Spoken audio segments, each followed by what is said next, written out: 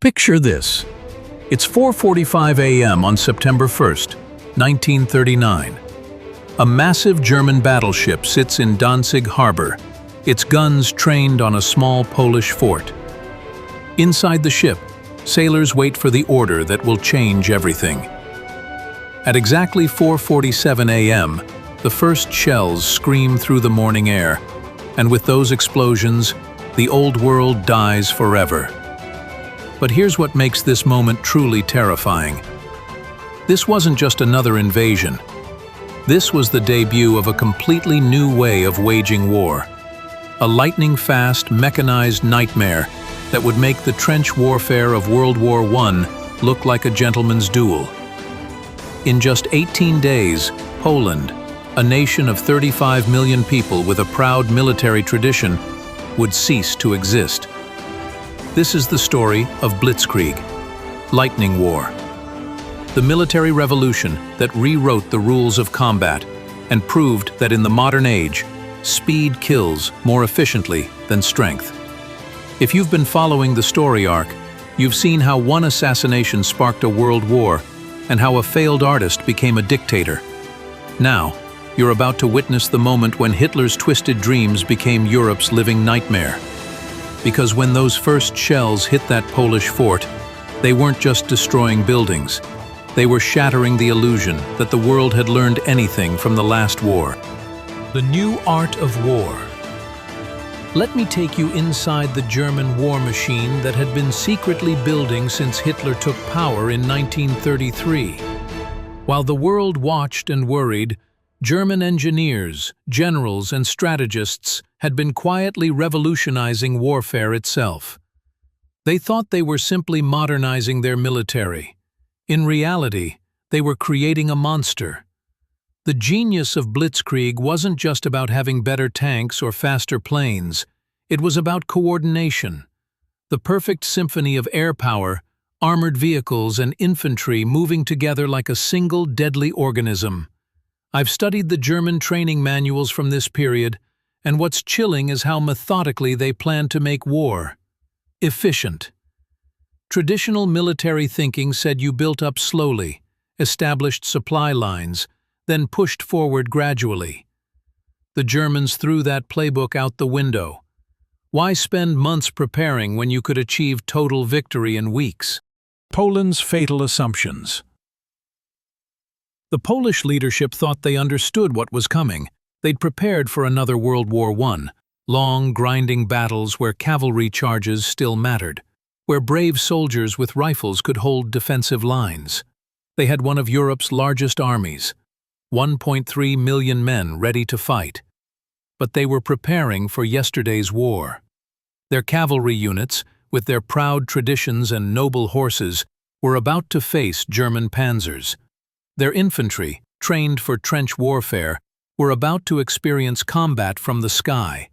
Their generals, veterans of the last war, were about to discover that everything they knew about warfare had become obsolete overnight.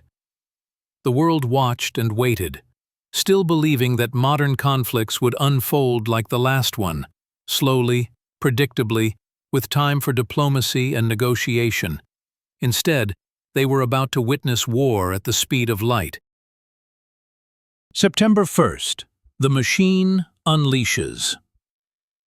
At dawn on September 1st, 1939, 1.5 million German soldiers crossed the Polish border from 3 directions. But this wasn't the slow, methodical advance everyone expected. This was a coordinated assault unlike anything in human history. Picture the horror. While German battleships pounded coastal fortifications, Stukas dive bombers screamed down from the sky, their sirens designed to terrorize as much as their bombs were designed to destroy. Behind them came waves of Heinkel and Dornier bombers, systematically destroying Polish airfields, communication centers, and transportation hubs. Polish pilots thought they could mount a defense, but most of their planes were destroyed on the ground before they could even take off. Those that did get airborne found themselves outnumbered 5-1 by modern German fighters. On the ground, German Panzer divisions, Entire armies built around tanks smashed through Polish defensive lines that had been designed to stop infantry, not mechanized warfare. These weren't just tanks, they were mobile fortresses supported by motorized infantry, artillery, and engineers, all moving at unprecedented speed. The Polish soldiers who faced this onslaught later described it as fighting a thunderstorm. The Germans didn't just attack, they appeared everywhere at once, striking from directions that should have been impossible. The Stukas. Terror from above. I want you to understand what it felt like to be under a Stuka attack, because this is where warfare became psychological as much as physical. The Junkers Ju-87 Stuka wasn't just a dive bomber. It was a weapon of terror deliberately designed to break human will. German engineers had equipped these planes with sirens, Jericho trumpets, that would wail as the aircraft dove toward their targets. The sound was scientifically calculated to trigger primal fear. Soldiers who survived Stuka attacks described the noise as worse than the bombs themselves. But here's the truly diabolical part. The Stukas were remarkably accurate. They could hit individual buildings, specific vehicles, even small groups of soldiers. This wasn't the random destruction of traditional bombing. This was surgical precision applied to mass terror. Polish civilians quickly learned to recognize the sound of approaching Stukas, but recognition didn't mean escape. These planes could appear anywhere, strike anything, and disappear before traditional defenses could respond. The Panzer breakthrough. While the Stukas controlled the sky, German Panzer divisions were rewriting the rules of ground combat. Traditional military wisdom said tanks should support infantry. The Germans reversed this. Infantry would support tanks.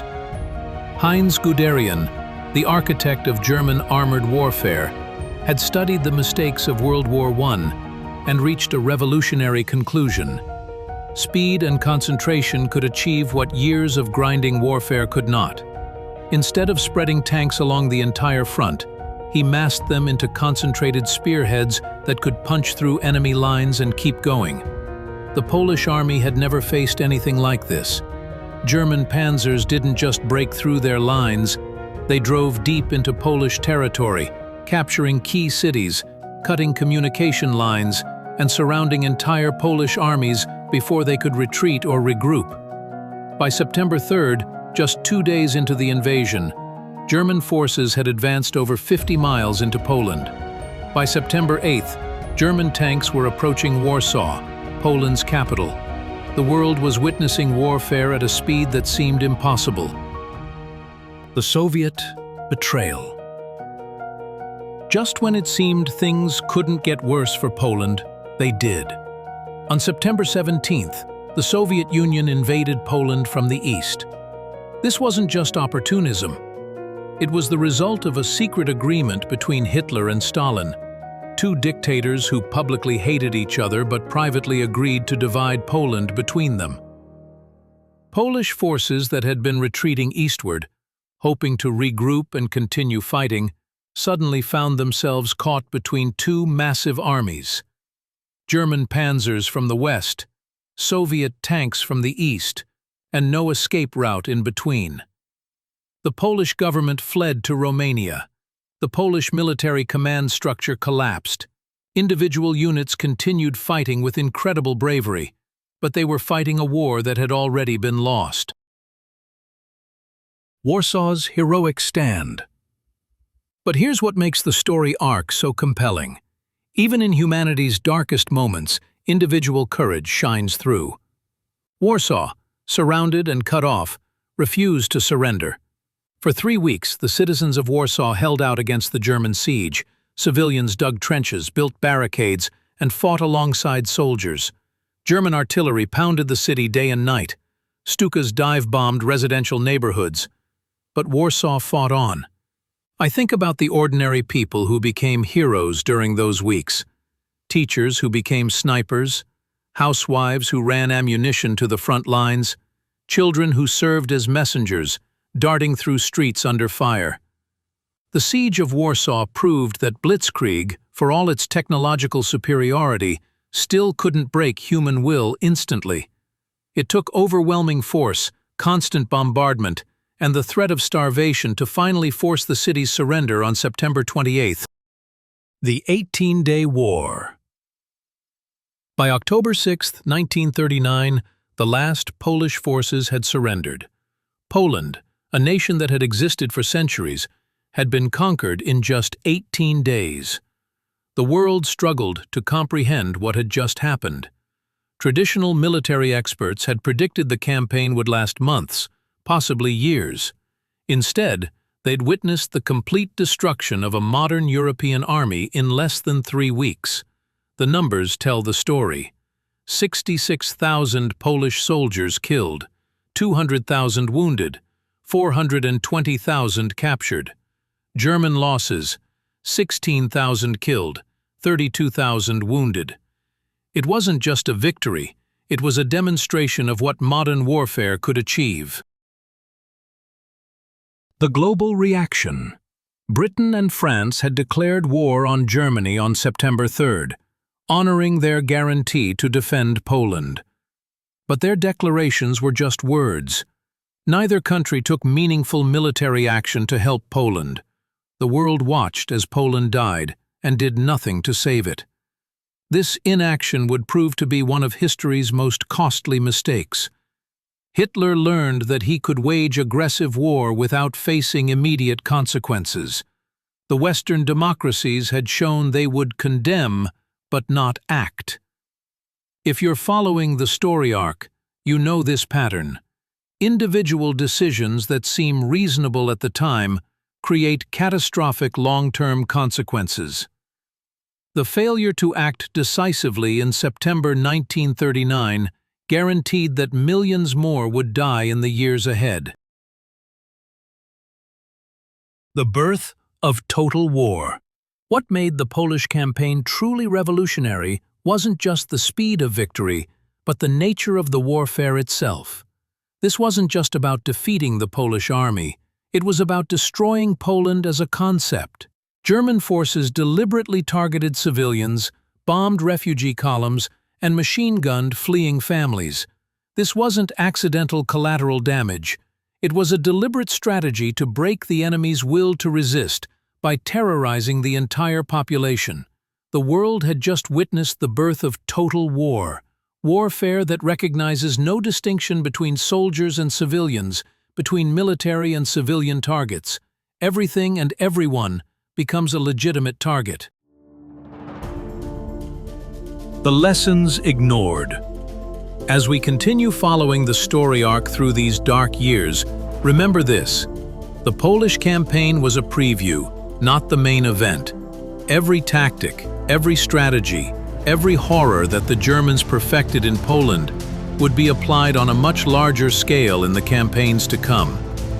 The world had 18 days to study Blitzkrieg in action, to understand what they were facing, to prepare defenses.